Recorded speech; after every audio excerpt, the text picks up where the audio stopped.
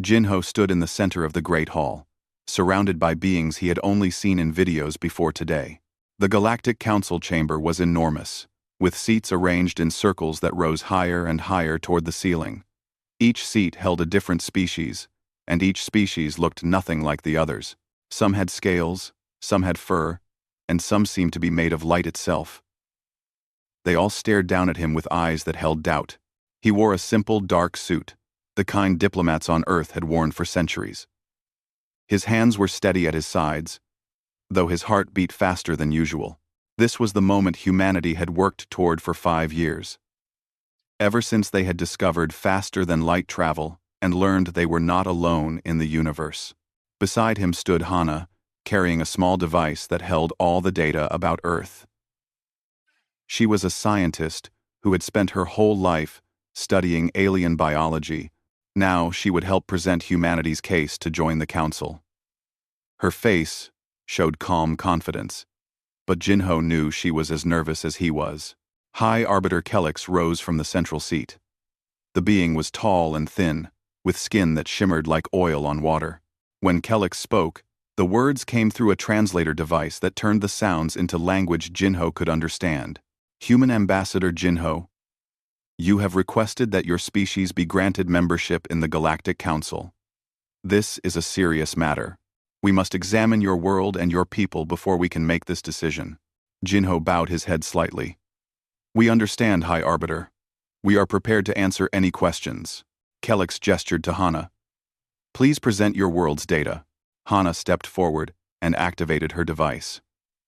A holographic image of Earth appeared in the center of the hall, spinning slowly.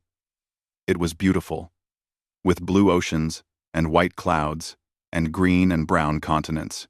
Jinho felt a surge of pride looking at it, but as the alien council members began to read the data that appeared beside the image, something changed. There were gasps and shocked noises. Several council members leaned forward in their seats. Others pulled back as if frightened. Councillor Vrath, a being who breathed methane and lived in a protective suit, stood up suddenly. This cannot be correct. Check your data again. Human. Hana looked confused. I assure you, Counselor, all our data is accurate. What concerns you? Vrath pointed at the display with a limb that ended in 3 fingers. Your atmosphere. It contains 21% oxygen. Free oxygen. That is one of the most reactive and dangerous gases in the universe. It corrodes metal, causes fires, and is toxic to most life forms. Jinho exchanged a glance with Hana. They had expected some surprise, but not this level of alarm. Another counselor, a being named Drex, who looked like a large insect with crystal wings, spoke up. And these temperature readings. Your planet's surface temperature varies by more than 100 degrees between your seasons. Some areas reach temperatures above 300 Kelvin, while others drop below 270 Kelvin. These are extreme conditions. Our world does have seasons, Jinho admitted carefully, but life adapts to them. Adapts? Vrath's voice rose higher. And what about this substance that covers 71% of your planet's surface? Dihydrogen monoxide. The universal solvent, in liquid form no less. That substance can dissolve almost anything given enough time. It should not exist in such quantities on a habitable world. Hana cleared her throat. Counselor Vrath, we call that substance water. It is essential for life on Earth. We drink it. Complete silence filled the chamber. Then, chaos erupted. Council members stood and shouted questions all at once. Some spoke in tones of disbelief, others in what sounded like horror. High Arbiter Kelix raised a hand, and slowly the chamber grew quiet again. Please, let us continue the examination in an orderly manner. Counselor Shiima, who lived in an environmental suit filled with liquid, spoke in a bubbling voice. The data shows your world experiences electrical storms, massive discharges of energy through your atmosphere, rotating wind systems that span hundreds of kilometers, tectonic plates that shift and cause ground vibrations. All of these are catastrophic events. They are natural phenomena on Earth, Jinho said. Yes, they can be dangerous, but they are part of our world's systems. Life has existed on Earth for billions of years, despite these conditions. Drex manipulated a control, and more data appeared. Your world is bombarded by radiation from your star. Ultraviolet radiation at levels that would sterilize the surface of most worlds. And yet you claim life thrives there? We have an ozone layer in our atmosphere that filters much of the harmful radiation, Hana explained. The radiation that does reach the surface is something life on Earth has adapted to. Vrath made a sound like steam escaping. Adapted to? I am reading your biological data now. You humans have no protective shells, no natural armor. Your skin is thin and permeable. You have only 2 eyes, 2 ears, and your sensory capabilities are limited compared to most species. Yet you claim to live on this death world? Jinho felt a spark of anger but kept his voice level. We do not just live on Earth, counselor. We thrive on it. We have spread to every continent. We live in deserts where water is scarce, in frozen regions near our poles, in tropical areas with high heat and humidity, and in mountains where the air is thin. Humanity has proven itself adaptable and resilient. High Arbiter Kellex studied the data carefully. I am now reviewing your planet's classification according to our standard habitability scale. Based on this data, Earth would be classified as a Class 12 death world. In all our records, spanning thousands of years and 47 member species, not one sentient species has ever evolved on a world more hostile than Class 5. The words hung in the air like a sentence. Vrath turned to face Jinho directly. Ambassador, I believe you are attempting to deceive this council. No species could evolve sentience on such a world. It is impossible. Either your data is falsified, or you humans did not originate on this planet. Perhaps you conquered it after evolving elsewhere. Jinho felt his jaw tighten, but he forced himself to remain diplomatic. I assure you, Counselor Vrath, humans evolved on Earth. We have fossil records going back millions of years, showing our evolution. We have genetic evidence linking us to other species on our world. Earth is our home, and it always has been. Then you are lying about your world's conditions, another counselor declared. These readings must be exaggerated. Hana stepped forward, her voice firm. Every piece of data we have provided has been verified and cross-checked. We have nothing to gain by lying to this council. Earth is exactly as we have described it. The chamber erupted in argument again. Some council members insisted the humans were frauds. Others debated whether such a world could even exist. High Arbiter Kellex tried to restore order, but the noise continued. Finally, Jinho raised his voice, speaking over the chaos. Members of the Galactic Council. The chamber slowly quieted, all eyes turning to him. I understand your skepticism, Jinho said.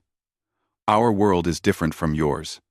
Perhaps it is hard to believe that life could exist in the conditions we have described. But I have a proposal. He paused, making sure he had everyone's attention. Send a delegation to Earth. Come and see for yourselves. Walk on our world. Breathe our air.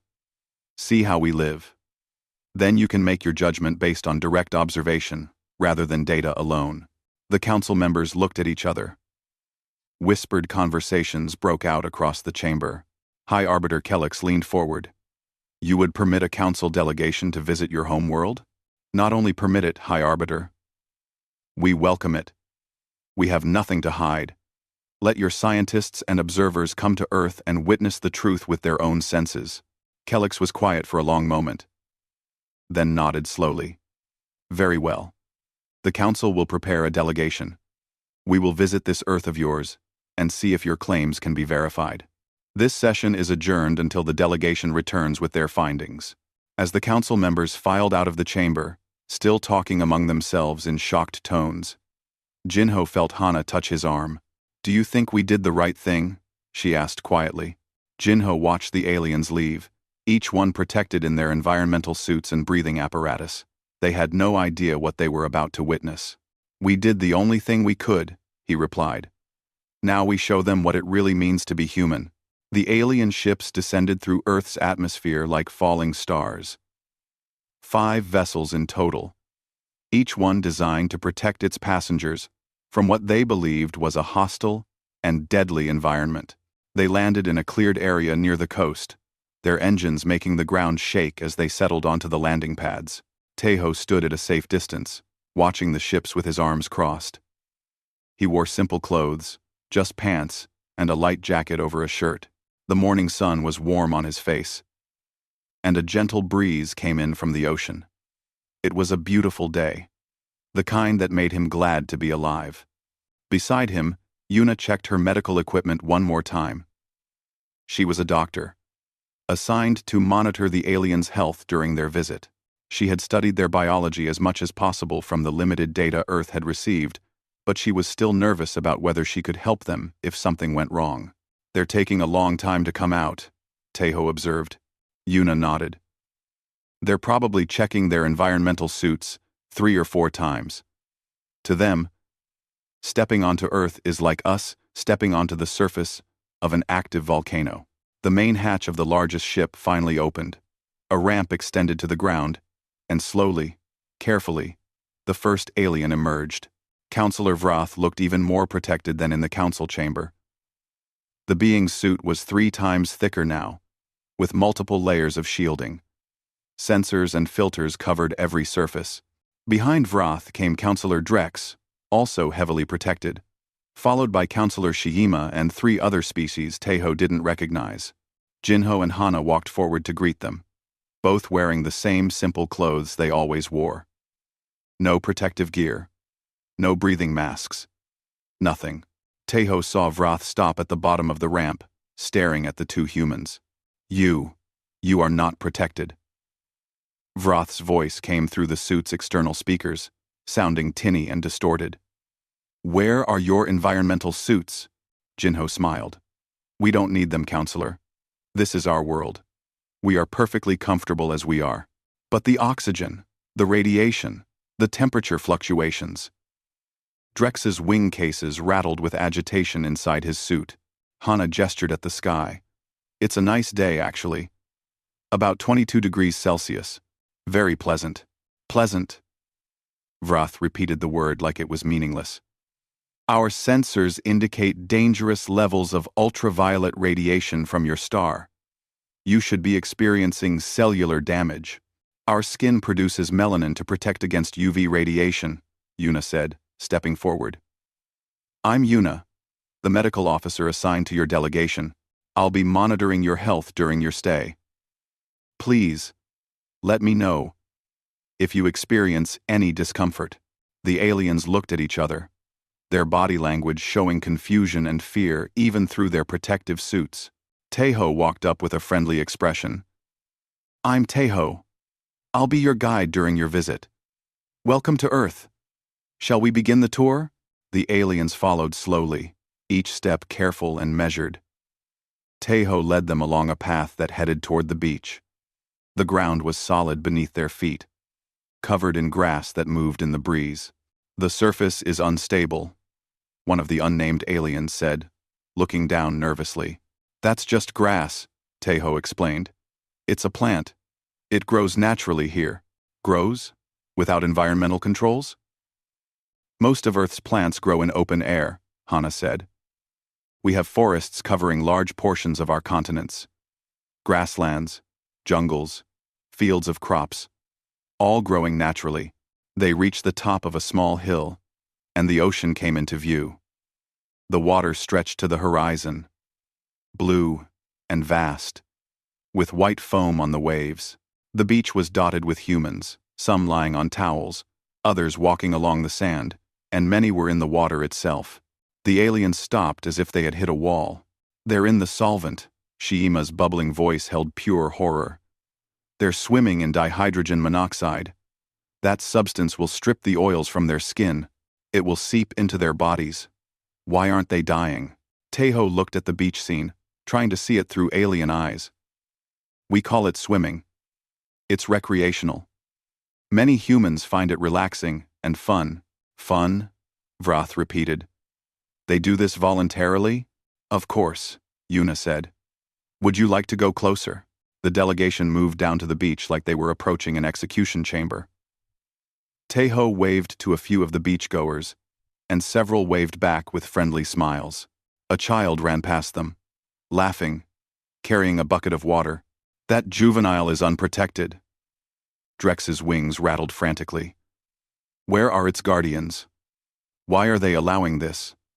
No. Her parents are right there. Teho pointed to a couple sitting on towels nearby. She's playing. She's safe. Safe? On a death world?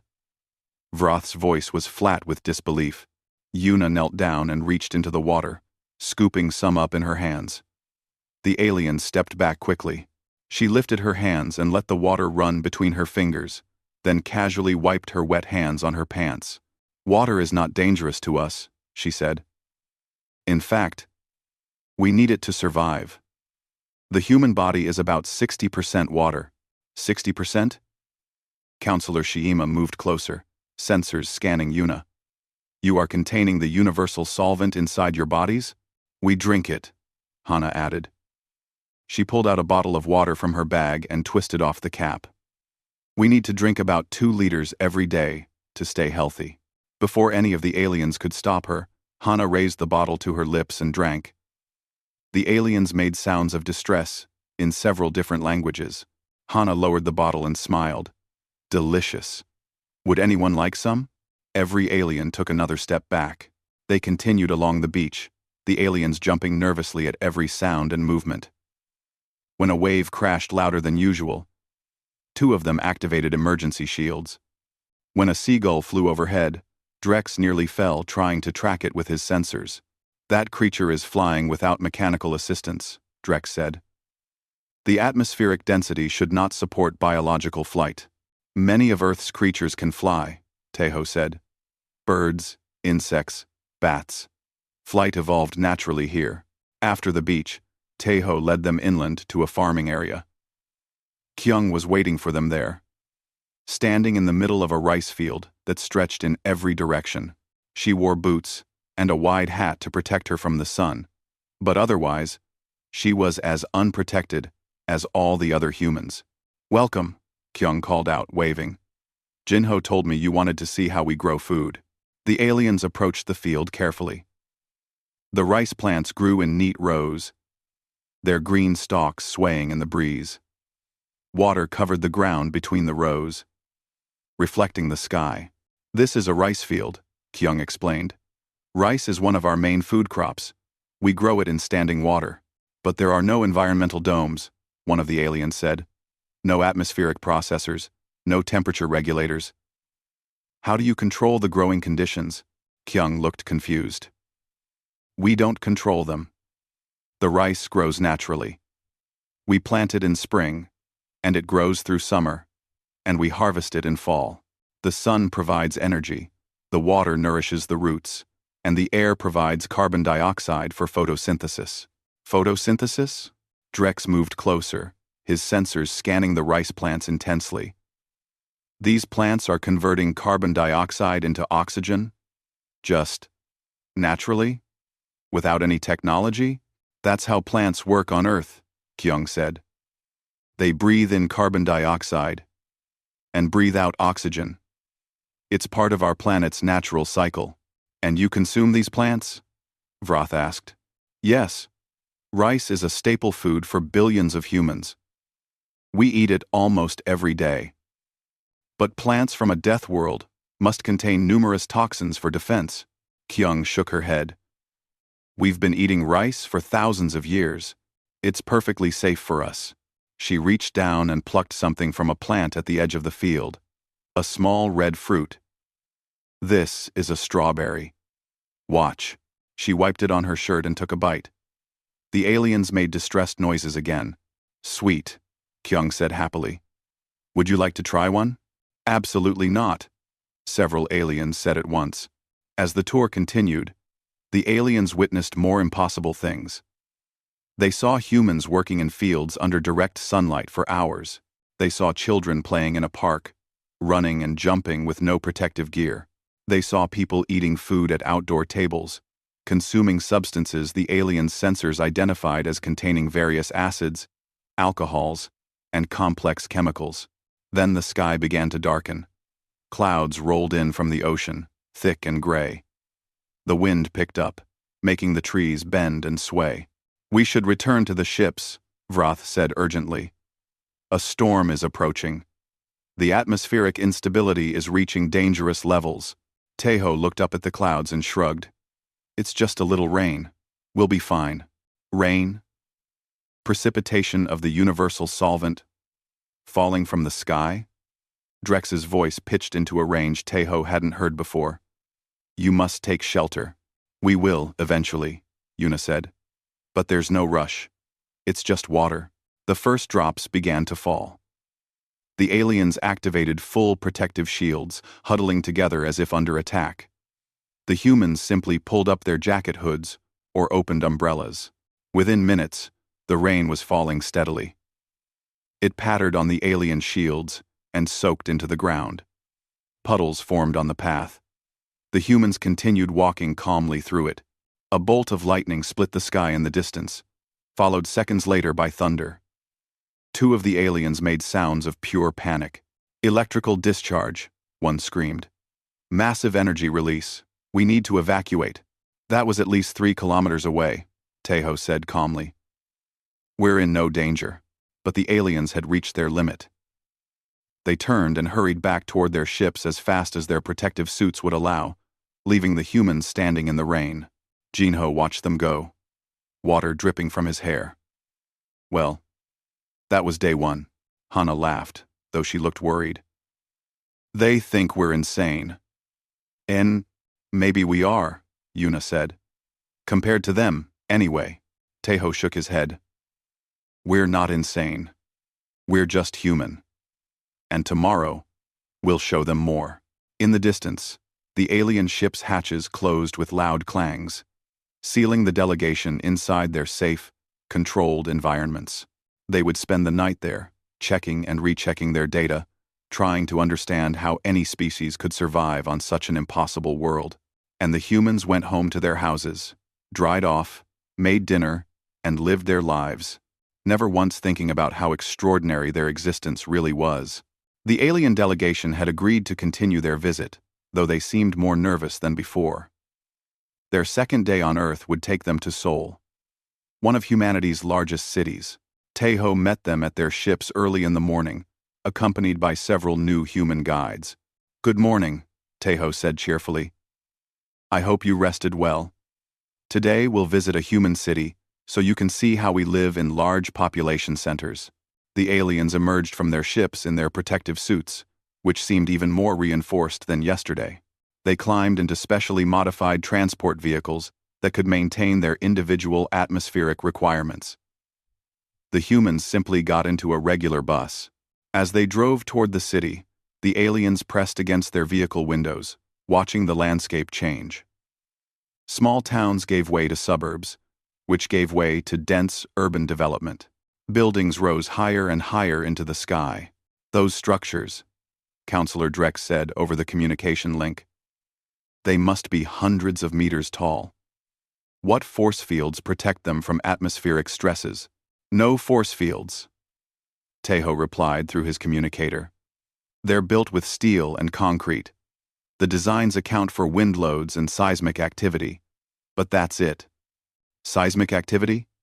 Vroth's voice crackled. "You build tall structures on a tectonically active world?" "Earth has earthquakes," Tejo admitted. "But we engineer our buildings to withstand them." The convoy entered Seoul proper, and the aliens fell silent.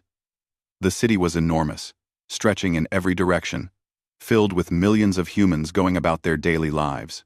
People walked on sidewalks, rode bicycles, drove vehicles. None of them wore protective gear. None of them seemed afraid. Their first stop was a hospital where Sue worked as an emergency doctor.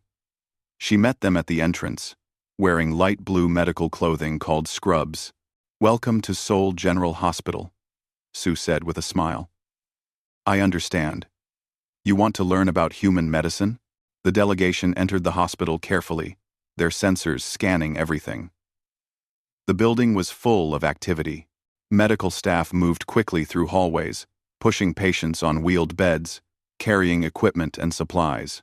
"This is your medical facility?" Counselor Shiima asked. "But where are the regeneration tanks? The cellular reconstruction chambers?" "We don't have those," Sue admitted. "Our medical technology is different. Would you like to see our emergency room?" She led them through a set of double doors into a large open area divided into sections by curtains. In one section, a doctor was treating a patient with a bandaged arm. In another, nurses were checking a patient's vital signs on electronic monitors. This patient, Sue gestured to a middle-aged man with a cast on his leg, fell off a ladder yesterday. He broke his tibia, one of the bones in his lower leg. Structural damage to his skeleton? Drex moved closer. Sensors active. Surely such an injury is fatal to a species without an exoskeleton? Fatal? Sue looked surprised. No. Broken bones are common injuries for humans. They heal naturally. We set the bone in the correct position, immobilize it with a cast, and the body regenerates the bone tissue over several weeks. The aliens made sounds of disbelief. "Your bodies can regenerate bone tissue without technological assistance?" Vrath asked. "Yes. Humans have natural healing abilities. Bones, skin, muscles, even some organs can repair themselves given time." Sue led them to another area where a surgeon was explaining a procedure to a patient. "This patient needs surgery." "As it," Sue said. "We'll make an incision in his abdomen, remove his appendix, which is inflamed, and then close the incision. He'll recover in a few days." "You're going to cut into his body?" One of the unnamed aliens stepped back. "Open his protective skin barrier?" "All. It's a routine procedure," Sue said. "We perform thousands of surgeries every day across the world. But the infection risk, the loss of internal fluids, the structural compromise, we use sterile techniques to prevent infection," Sue explained. "The human body is resilient. It can survive surgical procedures and heal afterward." She showed them the intensive care unit next, where patients with serious injuries were being treated. One patient was recovering from a vehicle accident. Another had survived a heart attack. A third was being treated for severe burns. "These patients experienced what should be fatal trauma," Drex observed, scanning them. "Yet, they live. Humans are survivors," Sue said simply. "We don't give up easily. Our bodies fight to stay alive, and our medical knowledge helps support that fight." Yuna, who had been quiet until now, added, "We also practice something called vaccination. We inject weakened or dead pathogens into our bodies to teach our immune systems how to fight diseases." "You deliberately introduce disease organisms into your bodies?" Vrath sounded horrified. "In controlled amounts, yes. It prevents serious illness later. We've eliminated many diseases this way." The aliens were quiet for a long moment, processing this information. Their next stop was a construction site, where Minho worked as an engineer. A new high-rise building was going up, already 50 stories tall, with another 50 planned. The site was full of activity. Workers in hard hats moved across scaffolding, operating heavy machinery, lifting steel beams into place. Minho met them wearing work clothes and a yellow hard hat. "Welcome. This will be a residential and commercial building when it's finished. 100 floors, housing for 3,000 people, plus shops and offices. Your workers." Drex pointed upward with a limb. "They're exposed at extreme heights. What happens if they fall?" "We use safety equipment," Minho said, showing them a harness and rope system. "But yes, falls are a risk in construction. That's why we're careful and follow safety protocols." "But you still do this work?" Counselor Shiima asked. "Despite the danger, building is necessary," Minho said. "We need places to live and work. Someone has to construct them. We accept the risks and minimize them as much as possible." He led them into a construction elevator, which carried them up the outside of the building. The aliens gripped whatever they could hold as the elevator rose, their sensors tracking their increasing altitude. At the 50th floor, the wind was stronger, and the view stretched across the entire city. Workers moved across open floors where the walls hadn't been installed yet, seemingly unconcerned about the drop on all sides. "No protective barriers," one alien exclaimed. "This violates every safety standard. We'll install barriers before people move in," Minho assured them. Right now, the workers know to be careful. They're trained professionals. A large crane swung a steel beam over their heads. The aliens ducked, but Minho just watched it calmly, checking that it was being positioned correctly. After the construction site, they visited a sports stadium where Day was competing in a martial arts tournament. The aliens entered the arena to find hundreds of humans sitting in seats, watching two fighters on a mat in the center. Day was one of the fighters. He wore protective padding and a helmet, facing an opponent who was similarly equipped. A referee stood nearby. "This is a taekwondo match," Jinho explained.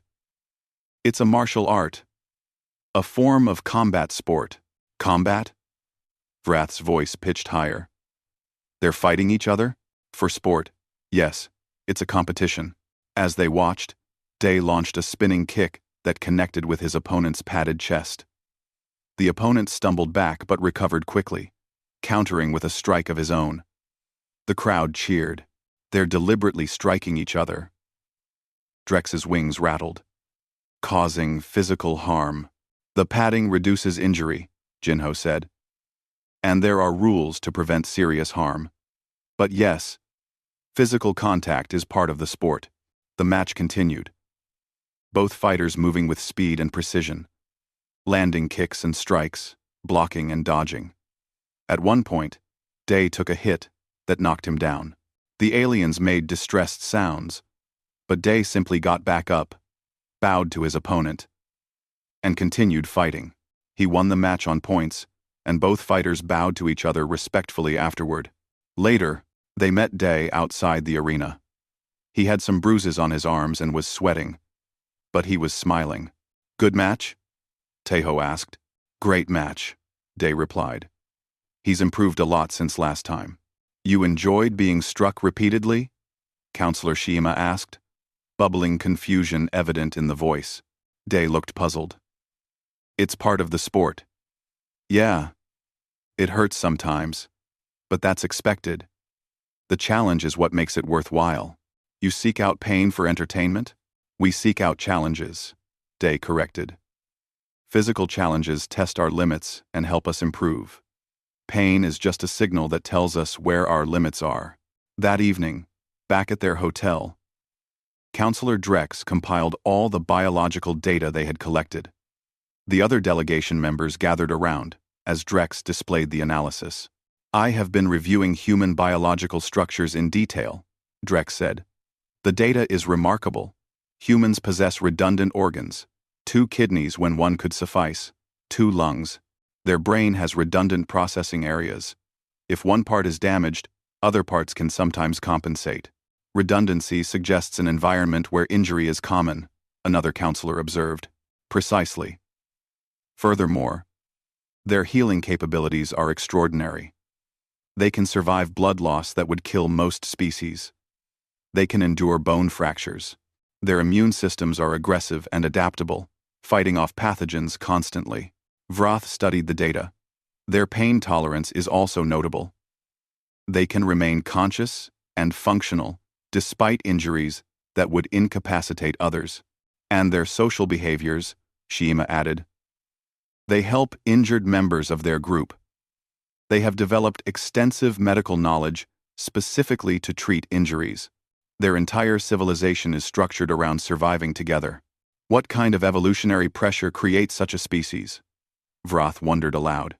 Drex pulled up images from their tours: the beach, the farm, the hospital, the construction site, the arena. In every image, humans were facing challenges that would terrify most galactic species. And they were doing it calmly, even happily. "A death world creates death world inhabitants," Drex said quietly. "We have been thinking about this incorrectly. We assumed no intelligent species could evolve on such a planet. But what if the opposite is true? What if such a planet is exactly what creates intelligence and resilience? The humans didn't survive despite Earth. They survived because of it. The delegation members looked at each other, a new understanding forming. Tomorrow, Vrath said slowly, we are scheduled to observe a human emergency response operation. A rescue in their mountains. Should we cancel? Shiima asked. We have seen enough to understand. No, Vrath interrupted. We need to see more. We need to understand the full extent of human capabilities, because if they are accepted into the Council, we need to know exactly what kind of species we are dealing with. The others agreed, though with evident nervousness. Outside, the city of Seoul glowed with millions of lights. Millions of humans were settling in for the night, sleeping peacefully in their homes, on a world the galaxy considered uninhabitable, and they dreamed their dreams, never knowing how impossible their existence truly was. The call came in early morning while the delegation was still preparing for the day's activities. A hiker named Gina had gone missing in the mountains. She had been climbing alone, which Taeho explained was not recommended, but not uncommon, when she failed to return. A search and rescue operation was being organized. This is unfortunate timing, Jinho said to the aliens through the communication link. But it also presents an opportunity. You can observe how humans respond to emergency situations in our natural environment. I would one. Natural environment? Vrath repeated. The report says these mountains have sub-zero temperatures and thin atmosphere at altitude. That is not natural. That is hostile. For us, it's just part of Earth, Hana replied. Shall we go? The delegation was transported to a rescue coordination center at the base of the mountain range. The building was busy with activity. Maps covered the walls, showing topographical details of the search area. Rescue workers moved purposefully, gathering equipment and organizing teams. Nari, the lead rescue coordinator, was giving instructions to her team. She was young, perhaps in her late 20s, wearing practical outdoor clothing with a rescue service badge on her jacket. We have Gina's last known position from her emergency beacon, Nari was saying, pointing at a map. She's approximately 1,500 meters up, on the north face. The temperature there is currently -12 Celsius with winds at 40 kilometers per hour. We need to reach her fast. The aliens listened through their translators, their sensors registering the environmental data with alarm. -12? Counselor Drex said. That is below the freezing point of water. And she has been exposed to this for how long? 36 hours, Nari replied, glancing at the aliens. That's not good. But people have survived longer in worse conditions. We're going to bring her home. Hyun, the helicopter pilot, entered the room. He was older, with gray in his hair, and a calm confidence in his manner. Helicopter is fueled and ready. Weather window looks decent for the next 3 hours. Good, Nari said. She turned to the aliens. If you're coming, you'll need to stay in the helicopter. We can't guarantee your safety on the mountain itself. Good. We have full environmental protection. Vrath said. We will observe. The helicopter was a sturdy machine, designed for mountain rescues. The aliens boarded carefully, their suits barely fitting in the passenger area. The humans loaded equipment with practiced efficiency: ropes, medical supplies, warm blankets, a stretcher. Hyun started the engines, and the helicopter lifted off. The ground fell away quickly as they climbed, rising toward the mountains that dominated the horizon. Through the windows, the aliens watched the landscape change. The green valleys gave way to rocky slopes, then to snow-covered peaks. The air temperature dropped steadily. Wind buffeted the helicopter, making it shake and sway. This atmospheric turbulence is severe, one of the unnamed aliens said nervously.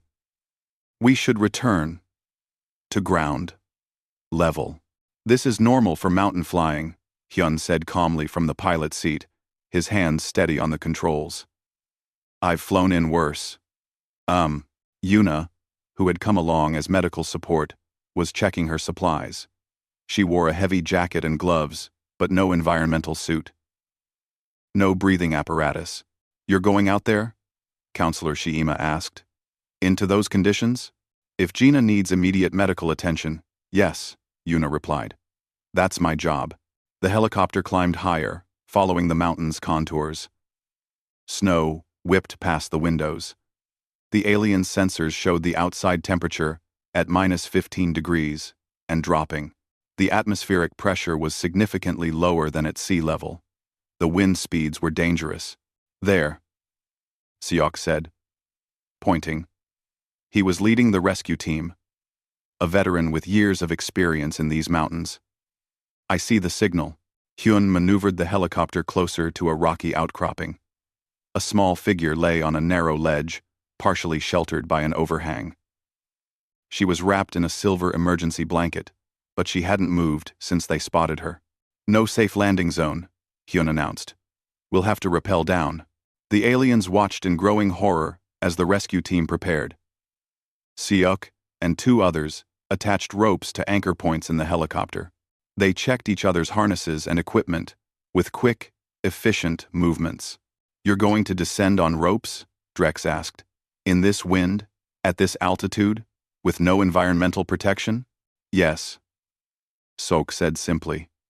He pulled on gloves and adjusted his jacket. Ready? The helicopter's side door slid open. Freezing wind blasted into the passenger compartment. The aliens' environmental suits automatically reinforced their seals against the temperature drop. Seok swung out of the helicopter without hesitation, his rope paying out smoothly as he descended toward the ledge. The wind caught him, swinging him sideways, but he used his feet to push off from the rock face, controlling his descent.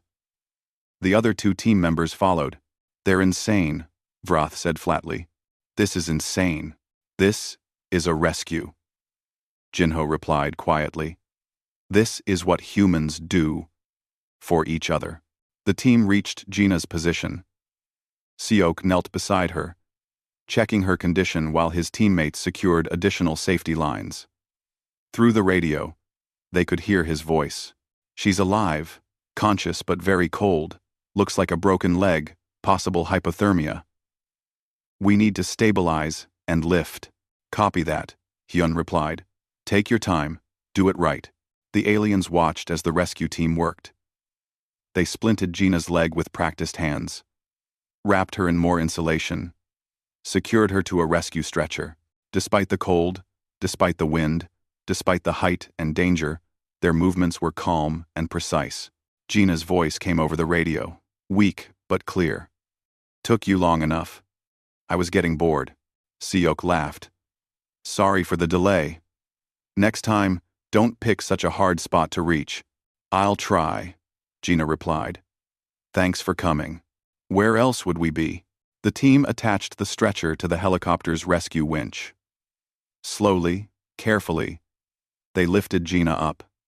The stretcher spun in the wind, but the team guided it safely into the helicopter. Then the team members climbed back up their ropes, hand over hand, fighting wind and cold. Once everyone was aboard, Hyun closed the door and turned the helicopter back toward base. The temperature in the passenger compartment slowly rose as they descended. Yuna was already working on Gina, checking her vital signs, starting an IV line for fluids, monitoring her temperature. How is she? Nari asked. Cold but stable, Yuna reported. Blood pressure is good. She'll need proper treatment for the hypothermia and that leg. But she's going to be fine. Gina opened her eyes and looked at the aliens in their enormous protective suits. Are those? What are those? Visitors, Sok said. Don't worry about them. How do you feel? Like I fell off a mountain, Gina said. Then she smiled weakly. But alive. Definitely alive. The helicopter landed back at the base, where an ambulance was waiting. The medical team transferred Gina quickly, and the ambulance drove away toward the hospital. The rescue team stood together, drinking hot coffee that someone had brought out. They were tired, cold from the exposure, but they were smiling. Another successful rescue, another life saved. Counselor Vrath approached them slowly. The being stood in the protective suit, looking at Siok and his team. You risked your lives, Vrath said, in conditions that would kill most species within minutes. For one individual. She's not just one individual, Sok replied. She's one of us. She's human. We don't leave our people behind, but the danger, the cold, the altitude, the wind. Vrath seemed to be struggling with concepts. You had no guarantee of success. No, Sok agreed.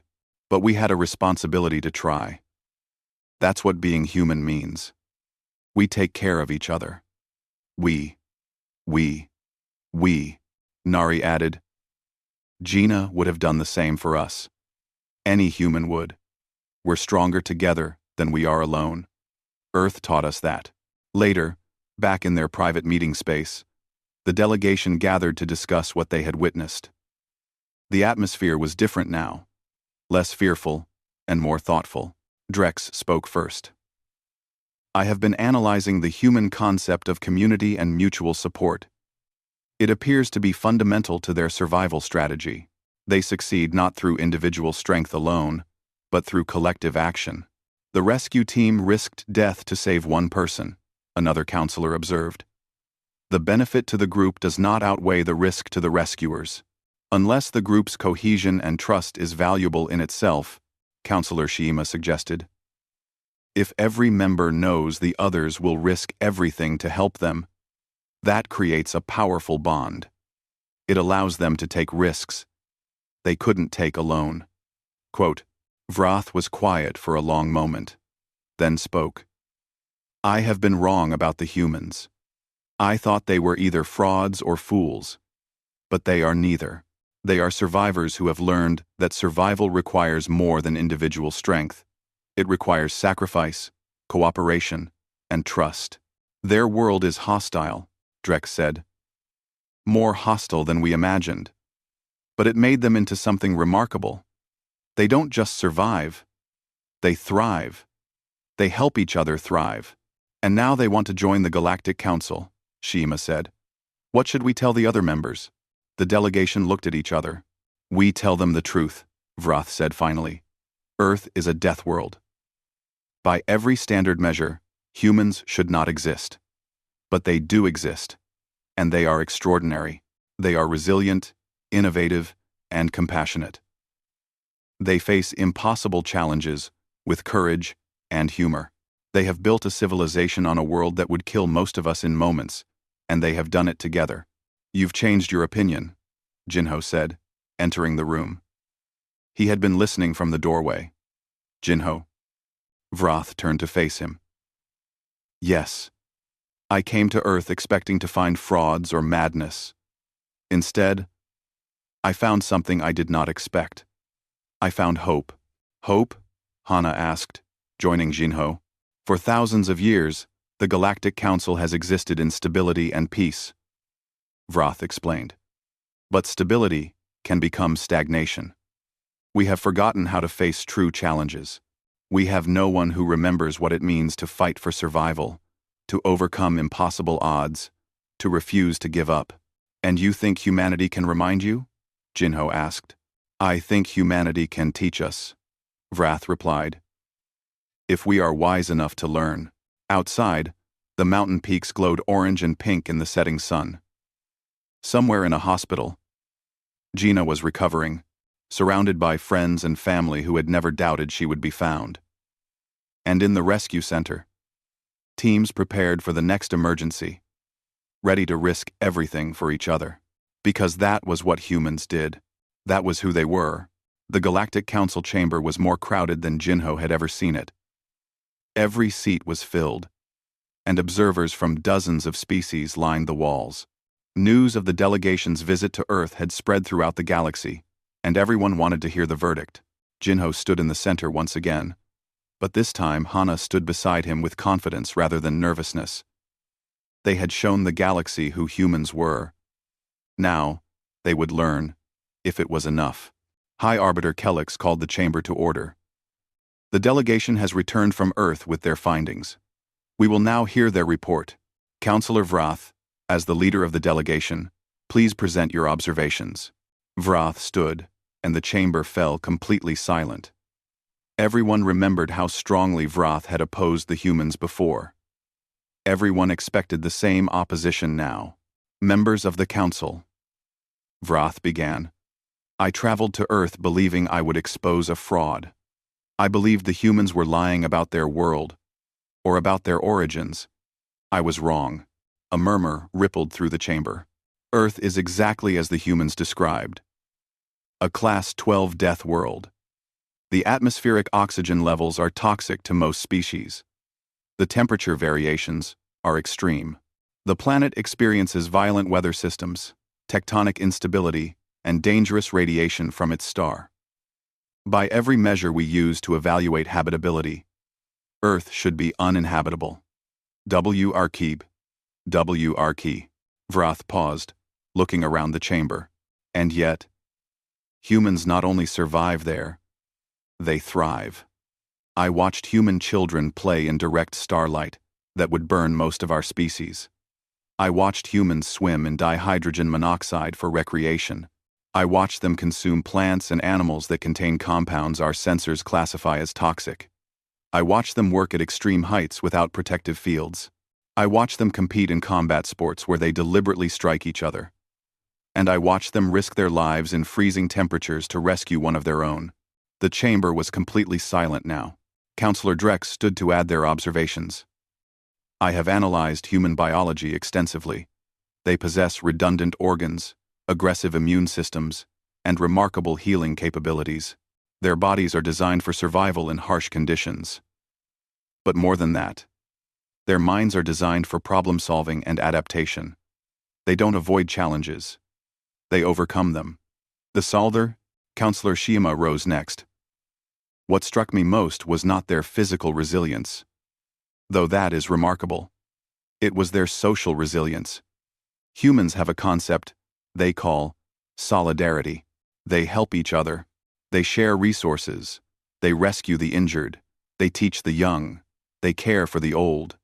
Their entire civilization is built on the principle that together they are stronger. Another counselor, one who had not been part of the delegation, stood up. But are they dangerous? A species from a death world, with such resilience and aggression, could they threaten the peace of the council? Vrath responded immediately. This was my fear as well. So, I looked for evidence of aggression. I found competition. Yes, I found physical sports and challenging work. But I also found cooperation. I found humans helping strangers. I found rescue workers risking their lives for people they had never met. I found doctors treating anyone who needed help. I found builders creating homes for others. I found teachers educating children to be kind and thoughtful. Earth made humans strong, Drex added. But it also made them compassionate. Because on a death world, survival requires more than individual strength. It requires community. It requires trust. It requires sacrifice. A counselor from a crystalline species spoke up. You paint a very positive picture.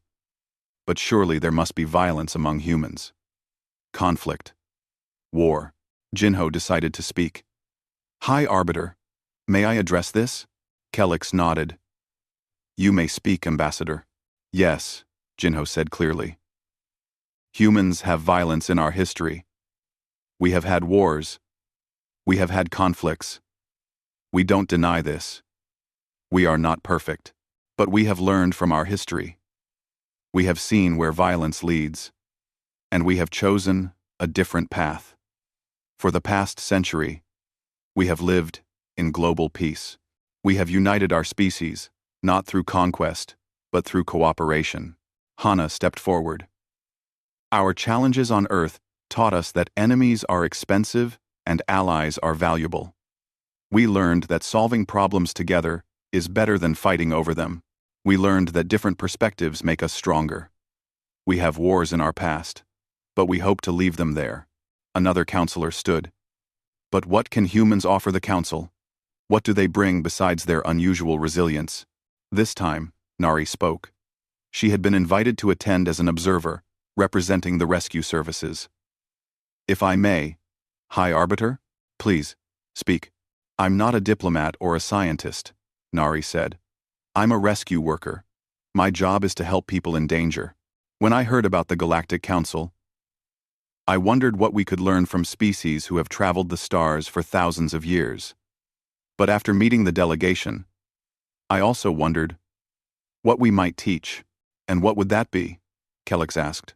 Resilience, adaptation, creative problem solving, how to survive in difficult environments, how to respond to disasters, how to work together under pressure.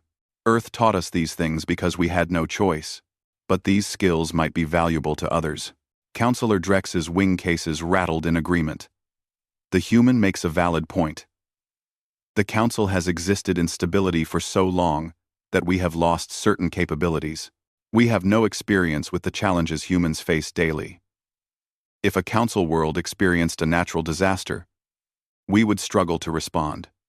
Humans respond to disasters as a matter of routine. Teho, who had also been invited, added, "We're not saying we're better than anyone. We're just different. We've adapted to different challenges. Maybe that difference could be valuable." High Arbiter Kellex looked thoughtful. The Council must now debate and vote. Ambassador Jinho, your delegation may wait outside while we deliberate. Jinho bowed and left with the other humans. They waited in a side chamber, not speaking much, each lost in their own thoughts. Inside the council chamber, the debate was intense. Some counselors argued that humans were too different, too unpredictable. Others argued that difference was exactly what the council needed. Some feared human strength. Others admired human compassion. After 3 hours, the humans were called back in. High Arbiter Kellex stood at the center of the chamber. The Galactic Council has voted on humanity's application for membership. The vote was 39 in favor. 8 opposed. Jinho felt his heart jump, but he kept his face calm. However, Kellex continued, there are conditions. Humanity will be granted membership, but with a special designation. You will be classified as a Death World species, category, cooperative survivors. This designation recognizes both your unique origins and your demonstrated social values. What does this designation mean? Hana asked. It means, Vrath said, standing, that we acknowledge humanity comes from a more challenging environment than most species. It means we respect your capabilities while also appreciating your cooperative nature. It means we believe you can contribute positively to the Council, particularly in areas where your unique experience is valuable. Counselor Drex added, we would like to request human assistance in several areas immediately.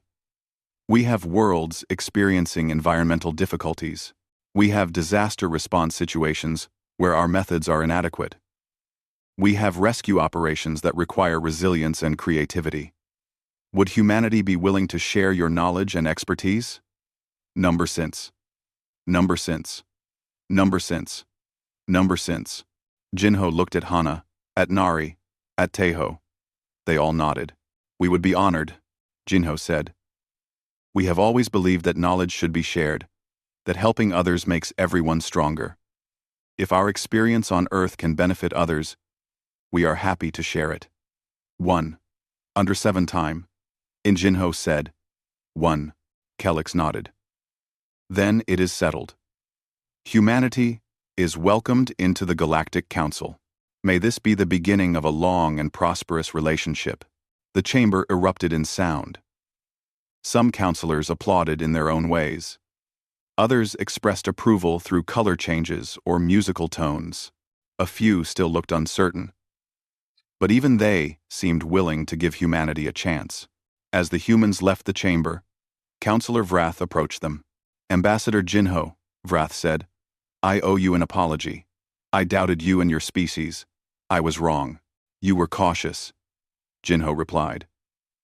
That's not wrong. You wanted evidence, and we provided it. I respect that. Will you really help us? Vrath asked. With our problems? Of course, Hana said. That's what friends do. And we hope to be friends with the Council. Vroth was quiet for a moment, then said something surprising.